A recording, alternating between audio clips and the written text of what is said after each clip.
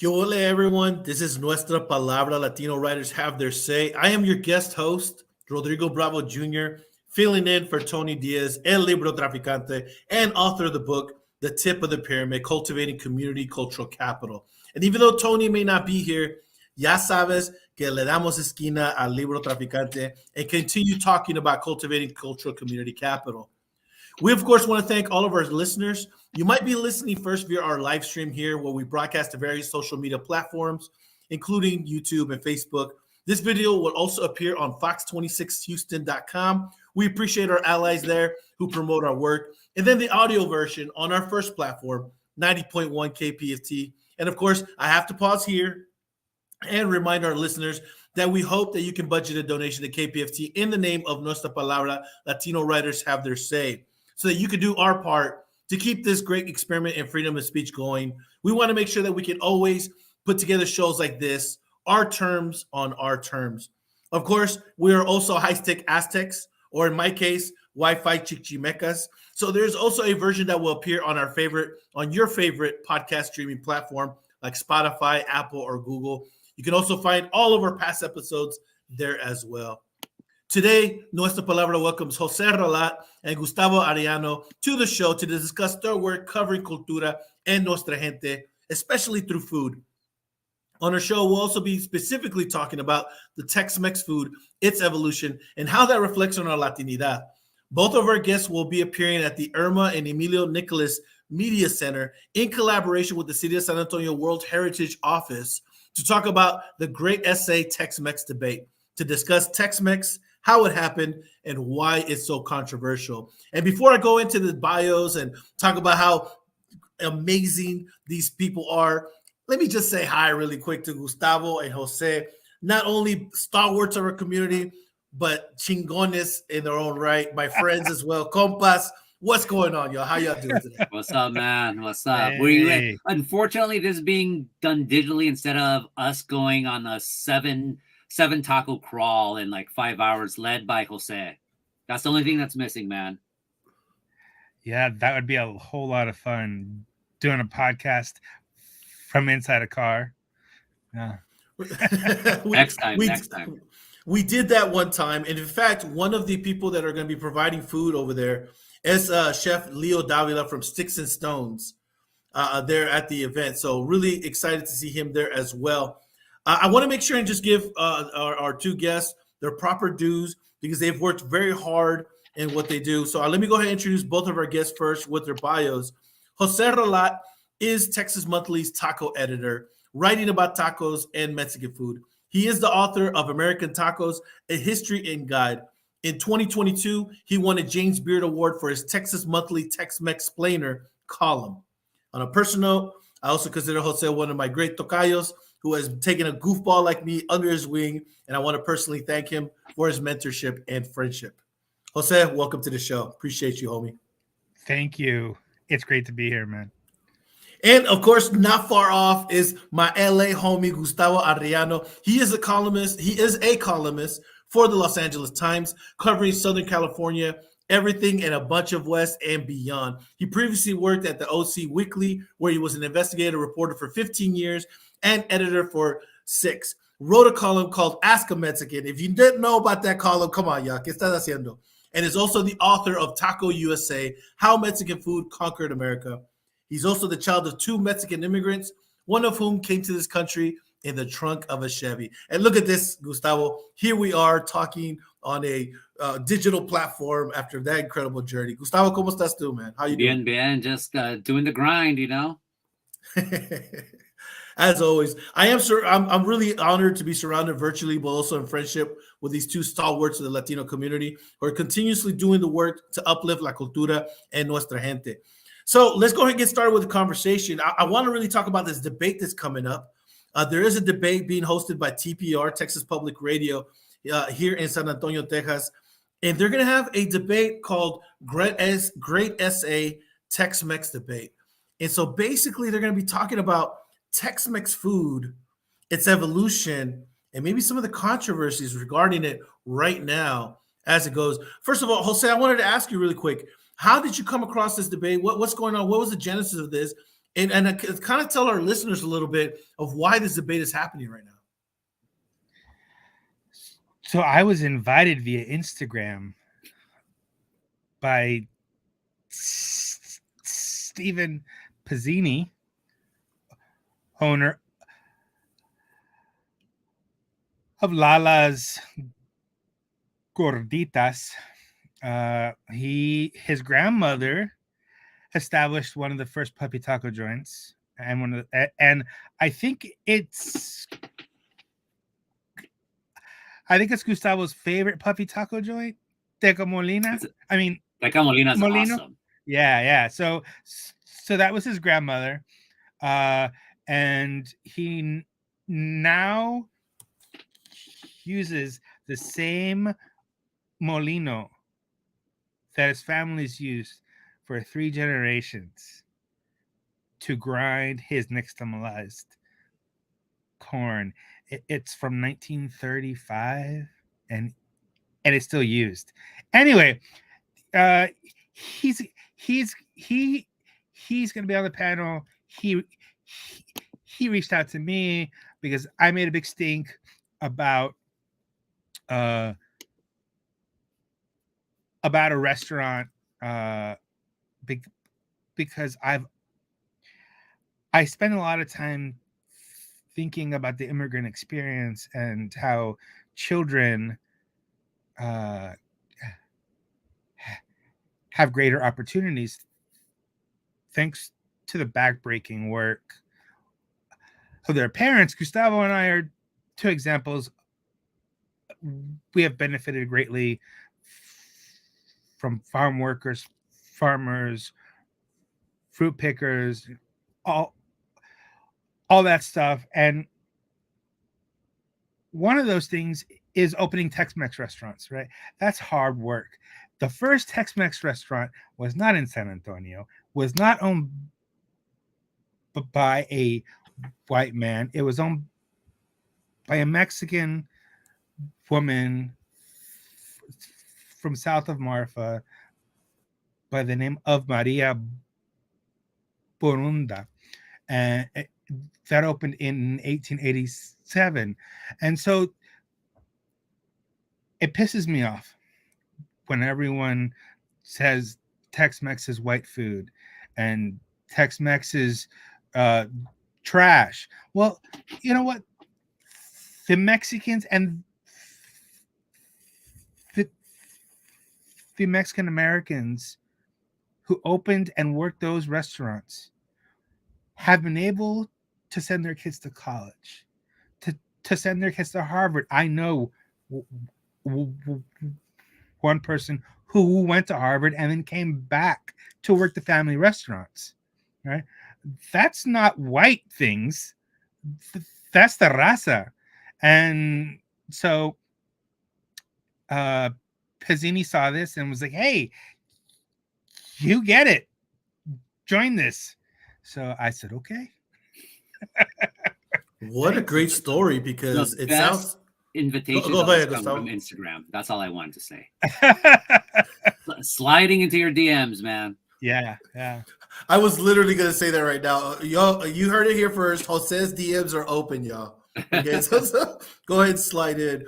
But Jose, thank you so much for remarking on that. You are absolutely right. There are a lot of people that talk about Tex-Mex and its origins and so forth. And Gustavo, you've talked about this as well, where, these regional kind of takes on food, people start saying that, hey, they're not authentic or they're not traditional, etc. Tell us a little bit more about your involvement with the debate and how you feel about that as well.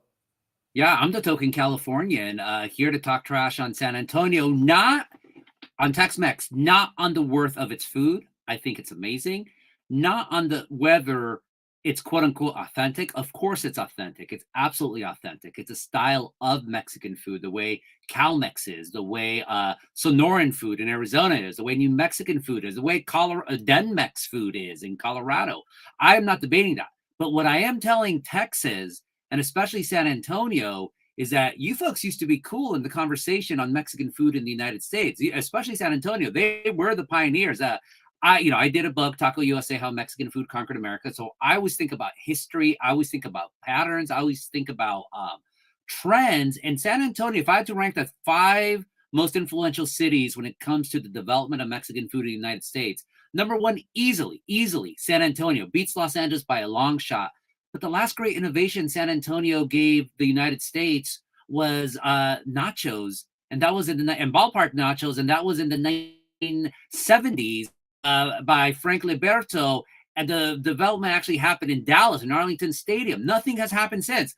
Don't get me wrong. I love the food that Jose took us, Rodrigo and Eddie. He's great, all these different places. But I just got so crestfallen when we went to that birria spot, Birria de Res, which, by the way, comes originally to the United States from Los Angeles. And to look like they're cool, this taquera trailer had an LA sign like the LA Dodgers. I'm like, San Antonio, you don't need LA to be cool. What on earth is going on? So that's what I'm going to say. I like to challenge people. Jose, plaudits, the James Beard Awards, and by the way, of course, he deserves them. I am the prophet who is rejected by all, but their truth is always going to rise up, even if the public, forgive them for they have sinned by thinking that the enemy is Austin when really the enemy is yourselves, Tex Mexicans. Man, I gotta stand up and clap for that one. That was... Gustavo, you definitely have that electrifying personality, because you were at the Taco Fest last year, with this, and you said the same thing in front of hundreds of San Antonians who were just taken aback by your comments. But it's true, though. It's true, right?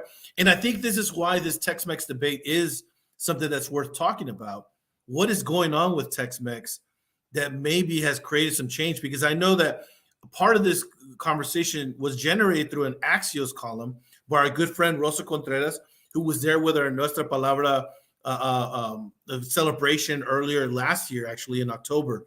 But he had an article where he talked about what was the death of Tex-Mex. And it was really kind of, for me especially, I'm a native San Antonian, lived in Houston for 20 years. I know about Tex-Mex here and there. But when I read that, I said, wow, what does that mean with the death of Tex-Mex? And I know you're coming down to debate that, Gustavo, but when you hear this debate, what does it mean to you that the death of Tex-Mex is occurring? What is that? How does it look like? I mean, I said this in my book in 2012, and here we are. Tex-Mex is still alive and vibrant, and Russ is a very good compa of all of ours. I think what he was trying to get at is Mexican food in Texas is changing, has always, especially at a time now where, it's so easy to dismiss the combo platter and the puffy tacos and the rolled tacos of El Paso and the fajitas that came from the valley, became popular at Ninfas, of course, in Houston, and the breakfast tacos, of course, Texans have been eating forever, but then, of course, Austin took credit for it. Those things, like, people want to know what's the next innovation, and just looking at it from afar, I would not say that Tex-Mex is dead. So I take back what I said a decade ago, but it is changing and it's becoming more Mexican. Patricia Sharp, Jose's colleague at Texas Monthly and predecessor in many ways, I talked about this in my book. She said that we're now in the era of Mex-Tex. And I thought that was a really great way of putting it, because you have had in the past 15 years a big migration of people from northern Mexico, from, Tamaulipas. It's the historical migration corridors, but more so than ever, Nuevo León, Tamaulipas, Chihuahua, bringing in those styles, those traditions, and really becoming part of that Texas landscape in a way that you don't see it anywhere in the United States. Like in California, you're thinking, oh, you're saying the word for hamburger in Spanish, but you say hamburguesas in Texas. No, it's a very specific dish that exists nowhere else. So how is that going to coordinate then for the future of Tex-Mex? And Jose, the great thing about Jose's work is that he's been documenting this in real time, which makes his reading so essential right now, and also just so yummy. I need to go. I'm so happy to go to San Antonio because I'll be able to eat, if only for a little bit, but at least get that food that I'm not getting in California. Why don't we eat some guisados? I know of a new place. Yeah. Thank you, Gustavo. The interesting thing is, yes, that it's developing and fast, but I hate to give praise to NAFTA, but it opened, or I should say, it reopened markets slowly, so that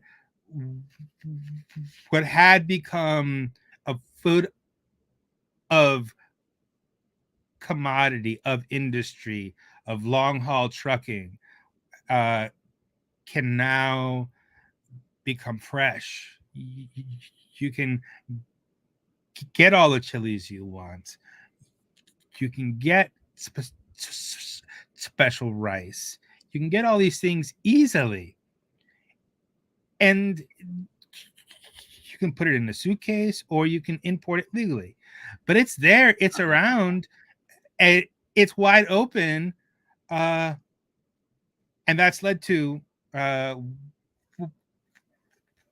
what Gustavo's hinted at, which is this Mexicanization. But we have to remember, it was Mexican to begin with. It Yes. It did a little lollygagging. It did, it got lost along the way, maybe, but that's just part of the journey. And I think we can all agree that that's one of the things that makes Tex Mex so fascinating.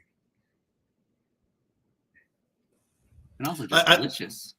Yeah, no, that's definitely delicious, fascinating. Yeah, I've been fortunate enough to have tacos and food with both of y'all, and I think that's one of the kind of the things about food, right? It brings people together, but we also see the evolution of food and how those new waves come through, and how people, when they migrate to different places, they use what they have. And I know, Jose, we've talked extensively about that, but maybe you can kind of tell our listeners a little bit about that history, about Tex-Mex food, and how it really came about through necessity more than anything. Well, there was this little war. Well, there were two wars. Two little wars. Two very little wars, yes. There was one in 1836, and then a sequel in 1846 that ended in 1848 with the Treaty of Guadalupe Hidalgo, which ceded all lands north of the Rio Grande to coastal California, to the U.S. Now, it wasn't all there, because you had the Gadsden territory, which was a little pocket down in Arizona, and Texas was already part of the U.S. But that border closed off markets and really forced people into poverty,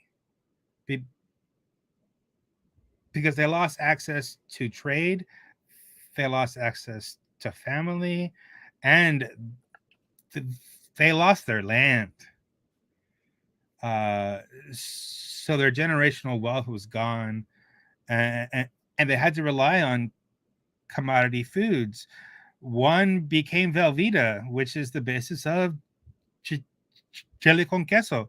And I don't care what anyone says, but it's already perfect with Velveeta. And even to this day, when you look at the Rio Grande Valley, which has a 33% poverty rate, people need to innovate with what they have. And even when they have a little, they can do a lot. And that gave birth to the earliest forms of Tex-Mex. It was eventually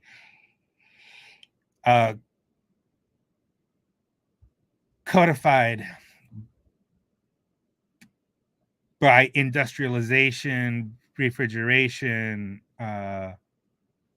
canning, for example, which begs the question, why is it so bad outside of Texas? If it's all the same, if it comes from a can, why is it so bad? Gustavo, do you know? No, I mean, you have to try and not every restaurant's going to be good. There's bad Right. restaurants of Tex-Mex in, in Texas as well. I think a lot of it is also, I mean, what makes great food? It's not just the ingredients, it's the sazon. And what I mean by sazon, of course, it's that really untranslatable. Well, you can't translate the word, but it's not just seasoning. It's what the person, the chef, the cook puts into that food, the love, the heritage. I mean, like water for chocolate, the greatest example that what we talk about when it comes to sazon. And in Texas, it's in the blood and the hands and the sweat and tears and dreams of generations of men, but especially women who can elevate what seems to be the simplest of combo platters covered in cheese and yet make it such an exquisite meal the way you wouldn't be able to do the same if you're not of that in, say, Wisconsin, or just replicating it like so many of the what I call the Surmex restaurants across the South,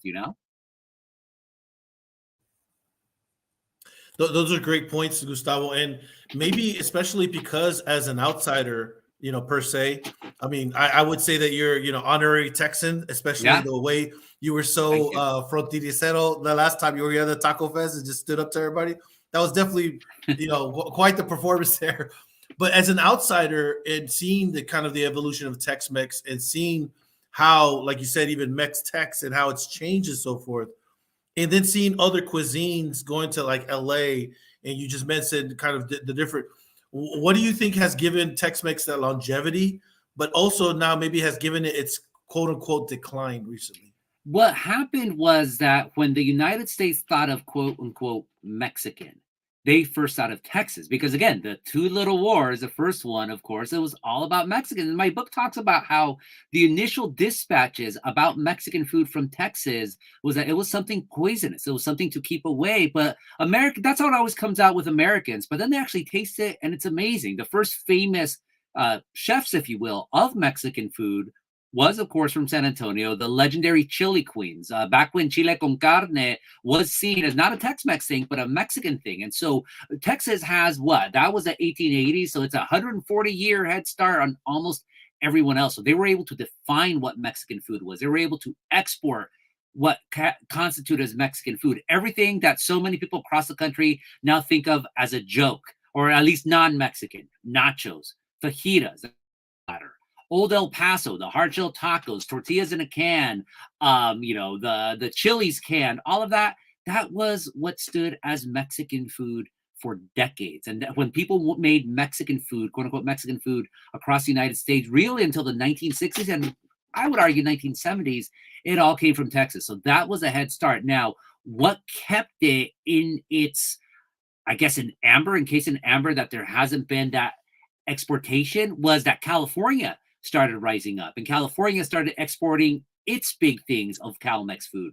The big, huge burritos, chipotle. I mean, of course, look, Texas, of course, had its burritos from El Paso. Amazing burritos, by the way. I think so underrated burritos, but Americans love big, so they started going for the chipotle-style burrito, which, of course, came from the Mission District in San Francisco. The taco truck, which came from Los Angeles. The, fusion tacos, even though San Antonio, Jose was great on this. The pork chop taco, the German taco, the Polish taco, they came San Antonio going back, God, over a century because of the, rich cross-pollination. What you actually have to do an essay on this, Jose, like a full essay, just the German San Antonio influence, New Braunfels influence on Tex-Mex food, because it's so huge. And even though you wrote about it, I just think it deserves its own pull-away point. Los Angeles did in Austin and took away all that credit from Texas and said, oh, we invented fusion tacos with like Korean tacos and all of this. And now you're doing the same with birria. Like in the eternal war between California and Texas, California is on top. But again, I say that I always tell people, I am the objective voice here. I will trash my own community in the name of the bigger unite all of us. And I'm the one who's gone and tried all these places. Number two is going to be Jose, of course, just only because I have a head start on Jose. And of course, Jose is catching up. But I am the one who could talk about all the Mission burritos. I am the one, as an outsider, who could talk about all these different Tex-Mex cuisines from Texas themselves instead of talking shit. Oh, gosh, sorry. I get so emotional on this. And I could say it is great food. It is absolutely great food. And that's why when I say this with love, Tex-Mex, you got to step it up because Los Californios, they are wiping you across the billboard, so to speak. He does have a mighty head start, and wouldn't be able to do this if it weren't for a few things: Taco Bell and Gustavo Arellano. So it was a great resource for my own book, but Gustavo is right. What he mentioned overtly earlier, and what he's getting at now, is this inferiority complex that San Antonians have, and they don't need it. It's their birthright. Yes. It belongs to them just as it belongs to all of South Texans, and no one needs to get hurt when they're getting trolled. The best response on social media, if you want to win a fight, don't engage. Huh. Unfortunately, San Antonians always engage, and they'll hash up memes from years ago to try and prove a point that they don't need to make. They've already won. History is on their side. That's enough. And I can't wait to go back this week, talk with my friends about San Antonio Tex-Mex, to eat it, to talk crap about it, to celebrate it, because it is one of our treasures. It's one of our national treasures. And by national, I mean Texas. I love that, Jose. A couple of points there. Don't worry, Gustavo. Speak freely from your heart. This is live stream right now. The FM broadcast will be edited by yours truly, so don't worry about that. Then second of all, folks, this is why he's an honorary Texan. He actually knows where New Braunfels is on the map, and actually knows that New Braunfels is between Austin and San Antonio. Okay, how many of y'all know this? Okay, outside of California, outside of Texas, no, nobody. That's why Gustavo gets the honorary status. But Gustavo, you make a great point as well, so say, regarding this legacy that there is in Tex-Mex food, and then particularly with San Antonio. And Jose, you kind of alluded that attitude of San Antonio that has, and as a San Antonian who moved to Houston and they came back, I 100% agree with you. San Antonio always playing kind of little brother or even little sister. It has this attitude of it, even though it's rich in legacy. It's noted in your book, Gustavo, as well as yours, Jose, regarding that. Does that kind of San Antonio kind of wearing that kind of chip on his shoulder? Does that kind of carry itself, and why it says, hey, you know why Tex-Mex is dying and this and that? Is it because of that? Is it because maybe there's an attitude that prevails within San Antonio that maybe, hey, you know what? Maybe Tex-Mex needs to evolve and we don't want it to evolve. Because and I'll end right here. There is plenty of examples of Tex-Mex food in San Antonio. But like Gustavo said, the innovation has just ran dry, and now you see the proliferation of other foods, different regions and so forth. And so I think it's just curious to note that and to kind of say, hey, what is really going on that Tex-Mex is now kind of seen as, maybe past wave as opposed to that new wave of food? Well, it's a very San Antonian thing to not want something to change. Specifically, I'd say it's a very South Side San Antonio thing. Super South Side San Antonio, you know it. I think that a lot of what we have and a lot of what we already celebrate as either Tex-Mex or Mexican, and I would argue Tex-Mex is Mexican food.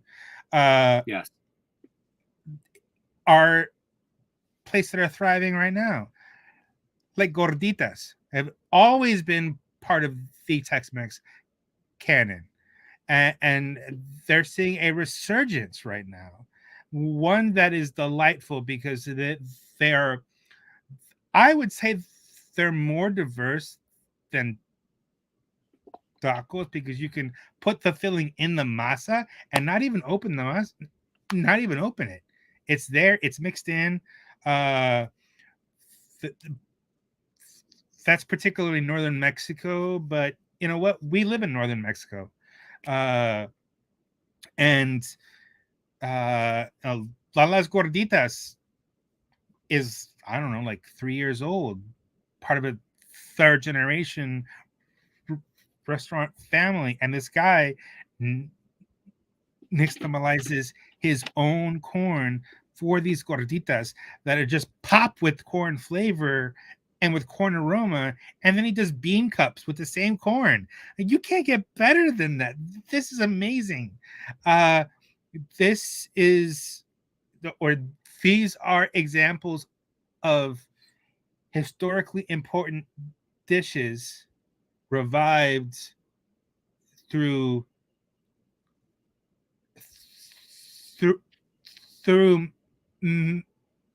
Mexican American exchanges. The bean cup is definitely Tex Mex. It's also Cal Mex, but when you nixtamalize corn for it, that's next level, and that is Tex Mex changing, and in wonderful ways. So it's changing in big ways and changing in small ways. And we can't stop it. History tells us Mexican food always wins, right? It does. It always will too. Yeah, it's beaten me a couple of times, Jose. I think a few times, let's go ahead now. So I want to just shift a little bit. I know I want to be respectful of y'all's time. I appreciate y'all. And again, I want to remind folks, especially if you're in the San Antonio area, this Thursday, Gustavo and Jose and others will be part of a panel discussing that. It's called Great Essay, the Tex-Mex Debate, to discuss Tex-Mex food, how it happened, and why it's so controversial.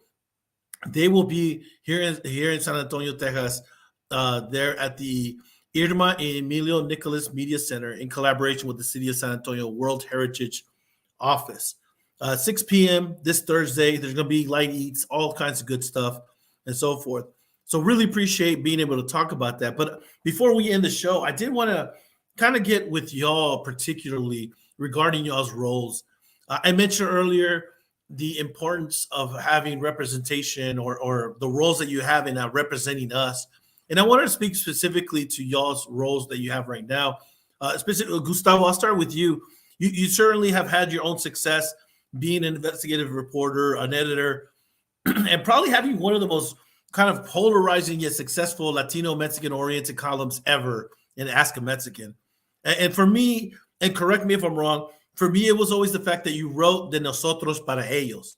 In other words, you wrote on behalf of us for them. And we know what we talk about them. Tell us a little bit more about that experience in case folks don't know, and how you still managed to carry on that spirit of that column and all the work that you do. Yeah, Ask a Mexican was a column that exactly what it sounds like. People would send me questions about Mexicans and I would answer them. And the purpose was to debunk, deconstruct, and destroy stereotypes and misconceptions that people had about Mexicans, including ourselves. So I never wrote for a Gabacho audience. I ultimately wrote for myself. I thought, all right, well, if someone's going to write to me a question, if I'm going to like it, I'll play around with it. If I'm not going to like it, I'll play around with it even more. And it was syndicated all over Texas, came out in San Antonio, in El Paso, in Houston, in Dallas. Never cracked Austin because who cares about Austin, right? But all across the United States. And that purpose, I always try to, it's interesting because I never talk about it anymore. I'm a Metro columnist now. I have to deal with politics in Los Angeles. I actually don't even get to write about food that much. So that's why I love it. If I'm going to Texas, it's not for a news story, it's for food. So that makes me happy. because it's just a part. But of course, I still keep my eyes and my finger on the pulse of what's going on nationwide. But where Ask a Mexican, where I think where Ask a Mexican translated into Taco USA is that people always had so many questions about Mexican food. There's so many misconceptions and urban legends, really. And I was an investigative reporter from the start. Like, so once I actually put in my mind, all right, investigating who exactly invented tortillas in a can, who invented the frozen margarita, who did all of this. Now let's tell it and then see the trends. All right, who's gentrifying? Who's taking credit for all of that? And Texas is just on a whole other level, even more so than California, because in California, the United States knows California really for Los Angeles, the Southern California area, San Francisco, and that's it. The rest of it is one big giant mystery. Texas, people know Dallas, people know Houston, people know San Antonio, especially now San Antonio has gotten bigger. Austin, obviously. El Paso is still not as much, but still it's such a huge state that people come to, people have their ideas of it, so they're looking to Texas. Texas is a bigger state than California. We in California always forget that. So I think what I try to do is just be upfront and be truthful, because very few people are privileged enough to be traveling around the country to write about Mexican food. Jose and myself, we're one of, like, I would say 5 people. Bill Esparza, although Bill really just does more Mexico in California, not the rest of the United States. Stephen Alvarez can, the taco literacy profe university, but he's also his day job is an English professor. And that's really it. So I think my job is more so, I am John the Baptist. I'm making the way for Jose to come and deliver us the gospel of what is great Tex-Mex food. I'm the one who is more than happy to take the booze, because I know at the end, people will pay attention to what I say and they'll say, he was right. And by that point, Jose will have done the good job to be able to put people to a better place. But eventually I'm going to be crucified. But then you will come back. That's right. That's the I'm thing, just man. Be beheaded. There you go. Who has the worst fate? Yeah. Remember, they say he has risen, Jose. Okay, that's what happens 3 days later, bro. You'll be fine. With our opinions, we get lambasted every day. We get attacked every day on Twitter, and it's not an occupational hazard anymore. It's just part of the job description. Yeah. And to speak truth to power, in a very Latino way, is a privilege. I never thought I'd be here. I don't think Gustavo thought he'd be here. And I'm just lucky enough to listen to people tell their stories so that I can get that across to anyone who will read. So, yeah. Well, I mean, Jose, I did want to mention, I mean, that is part of the question I was going to ask you. I've actually had a privilege joining you on these taco escapades, if you will. And, I know that you hear this a lot, but just in case some of our raza hasn't heard yet, tell us more about being named. And I know you just said right now it's kind of, a little show busy, or, maybe just for to pop, but being taco editor for Texas Monthly, right? That has to have changed the culinary and literary landscape here in Texas in a particular way, where only you as a taco editor could have done so, because let's face it, there are these magazines. Here we go, Gustavo. No. I don't finish your part, and I just want to jump in really quickly and then let Jose talk. It's changed it because we know that Texas Monthly was not really designed for us, right? And so for you to be called Texas taco editor was definitely a shift. Tell us a little bit more about that. But Gustavo, you got a point you want to make. Yeah, people, if you're not from Texas, people do not appreciate how important it was for Texas Monthly to pick Jose as a taco editor. That was huge. I mean, we talk about representation, or rather lack of it. And Texas Monthly, it always has its Latino reporters or essayists or whatnot, but to create a position like taco editor, no one else in the rest of the country, or people outside of Texas, cannot appreciate that.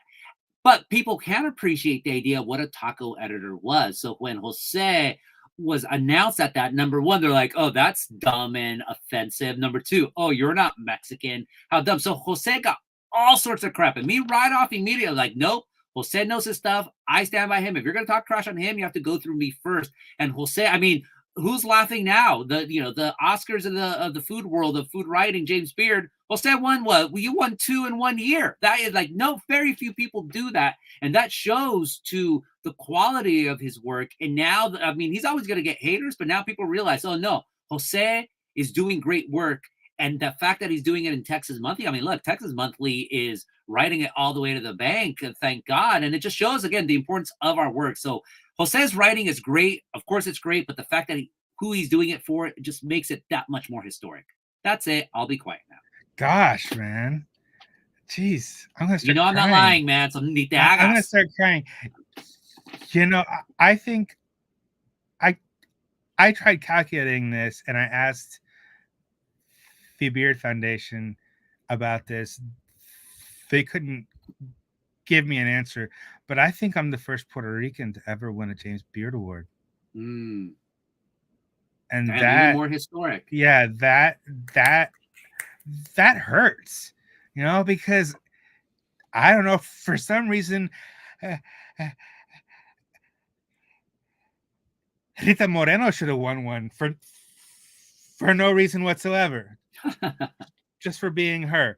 No, so the title Taco Editor, it's buzzy. It's something I came up with to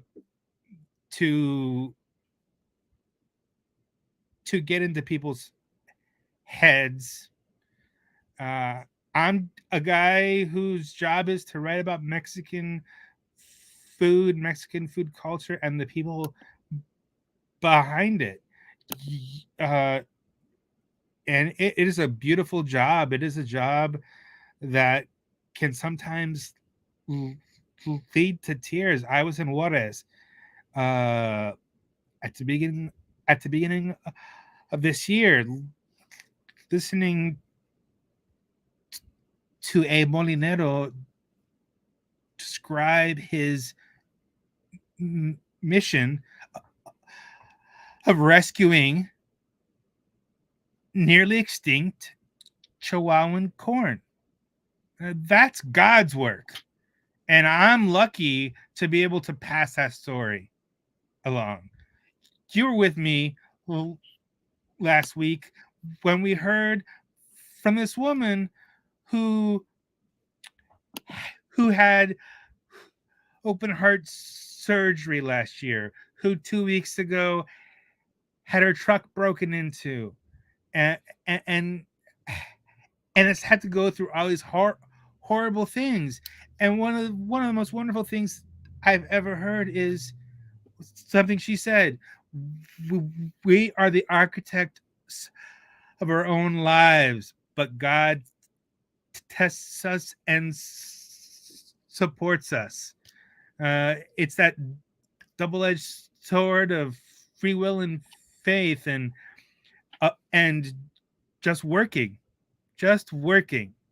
figuring it out by just going full steam ahead. And it's a work ethic that I share. It's a work ethic that Gustavo shares, because he's prolific at the wazoo. I don't know how that man sleeps with 2 dogs and a family, and his wife has a store. You should go to the store. Santana. Yeah, Alta Baja. Yeah. It's a joy, and to be able to be privy to these tales. I'm the luckiest man. Yeah, it is a privilege. I'm the luckiest man in the world. I get to tell these stories that other people would not probably have heard if it weren't for me going, hey, can I take a picture? Or, hey, what's your name? I really like what you're doing. What's this about? Yeah. Well, Jose, Gustavo, I know both of you all have things to do. I really appreciate you joining us here on the program. Really excited that y'all came on board and talked a little bit about Tex-Mex food, but also a little bit about your story as well. Before y'all leave, Gustavo, where can folks reach you? Where can they, if they want to send you an email or like cuss you out or something, Yeah. where can they get to you and talk to you? Easiest way, sign up to my newsletter. Go to gustavoarellano.org, sign up. It's free. Every Saturday morning, I send out a missive. I put together all the things that I wrote for the week. I put a picture, a song, a song of the week, quote of the week, article of the week, all sorts of stuff. And then if you just want to email me, just hit me up on Twitter at Gustavo Arellano. There you go. You heard it here, folks. His DMs are also open. Oh, yeah. Jose, how can folks reach you if they want to get to you? And what would be something you want to highlight right now? Just reach me at Taco Trail on all social media platforms. I write weekly for TexasMonthly.com and occasionally in print. And you can follow along my travels via Twitter and Instagram and yell at me from wherever platform you want. I can take it. Well, we appreciate it. Gustavo and Jose will be at the Great SA Tex-Mex debate going on this Thursday. TPR will be hosting it. It's going to be a great debate, a lively debate. I'm sure of it. Jose brings the punches with the historical facts, and Gustavo just brings punches afterwards. But please join us there. Ponche. Ponche. I wish I had ponche. Oh, that'd be great. Punches and ponche. Oh, and pinche. Don't forget the pinche. That sounds like a great combo boxing event. But I really appreciate both of y'all taking the time to join us. Thank y'all so much. And right now, I want to take a few moments just to thank our crew. Roxana Guzman is the producer of our show here on the live stream. Thank you so much, Roxana, for always doing the magic behind the scenes. I also want to give props, of course, to El Mero Mero, Tony Diaz, El Librotraficante. He is the author of the book, The Tip of the Pyramid, is also the literary curator for the Latino bookstore here at the Guadalupe Cultural Arts Center in El Mero Hueso of San Antonio, Texas. Folks, thank you so much for joining us. As always, my name is Rodrigo Bravo. I've been a guest host here. I'm also the audio engineer / producer / all kinds of things that I do. Because I am Mexican, I do a whole bunch of things. With that said, thanks everybody for joining us, and I hope to see you out there on the Taco Trail. Have a great night. Bye-bye. Bye. Thank you. Cuídense.